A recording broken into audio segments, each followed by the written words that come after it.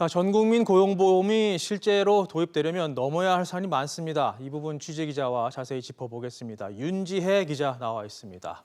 자, 윤 기자, 먼저 전국민 고용보험을 건강보험처럼 운영하면 된다는 의견이 나오는데 이에 대한 반론도 만만치 않죠? 네, 그렇습니다. 이 강기정 정무수석 발언을 보면 건강보험처럼 고용보험을 운영하자, 즉 의무화하자는 뜻을 피력한 건데요. 현재 고용보험료 징수의 기본은 근로계약을 맺은 회사와 근로자가 반반 부담하는 체계입니다. 그런데 독립사업자 형태인 자영업자와 특수 형태 근로종사자라면 이 고용보험료 전액을 자신이 부담해야 하는 문제가 생기게 됩니다.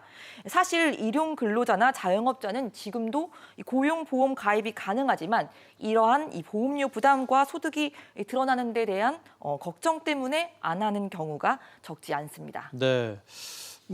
고용보험 기금을 활용하자는 의견도 좀 나오고 있는 것으로 알고 있는데 쉽게 말해서 정부가 보험료를 좀 지원을 해주자 이에 대한 반응은 좀 어떻습니까? 네, 일단 노동계가 꾸준하게 요구하고 있는 방안인데요. 네. 그런데 고용보험의 근간이 되는 이 기금 재정 상황이 좋지가 않습니다. 실업급여의 재원인 고용보험기금 재정 수지는 지난해 2조 원 넘게 적자를 기록했습니다. 고용보험료 등 수입보다 실업급여 같은 지출이 많아서인데요. 2년 연속 적자를 기록하면서 기금 적립금도 2017년 10조 원대에서 지난해 7조 원대로 쪼그라들었습니다. 가뜩이나 코로나19 사태로 실업급여 확대 등 돈 쓸 곳이 많아지는 가운데 전국민 고용보험을 위한 기금 활용은 지금 시점에서 어려운 게 현실입니다. 네, 그렇군요.